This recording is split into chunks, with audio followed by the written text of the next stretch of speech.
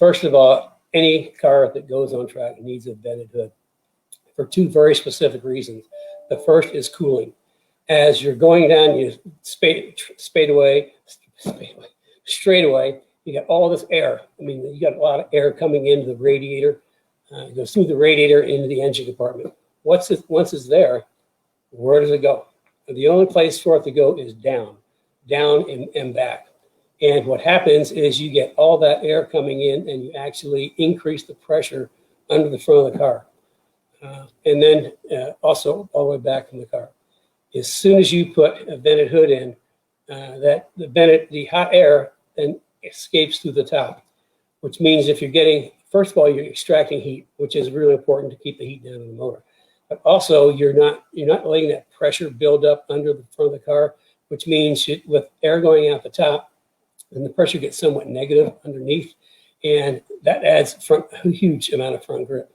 When Paul came out with the Tiger Hood, Ford Racing was testing their prototype Boss 302S, I think at Groton up in Michigan, and Paul brought one of his hoods, and they put just hood on, nothing else, and I can't remember the amount of time the lap time increased was significant. It's like 1 or 2 seconds. It was a big increase. That's why all the Boss 300S cars had the Tiger hood, and also the G-Stream wing, which Paul had a big hand in developing. Oh, and one more thing, fiberglass versus carbon. Fiberglass is typically, well, it depends on how thick it is. It can be stronger. I don't know about the heat cycling thing. I'm not a fiberglass guy, so I can't answer that question for you. But anytime you have a carbon hood, you always want to put some heat reflective material underneath it, just to kind of protect the carbon itself. Now, carbon is actually done in a vacuum bag in a autoclave, so it sees a lot of heat to cure. But I always recommend putting like heat shielding underneath. And you get it like this aluminum foil type looking stuff that has a thickness to it, just kind of glue on there.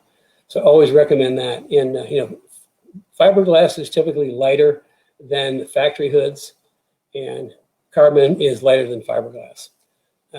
If carbon price point's a little too rich for you, by all means, at least get a fiberglass hood. And I also recommend putting heat shielding on the hood on that too, just because. So absolutely, I mean, every track car needs a vented hood. Hot air out, high pressure out, front end grip.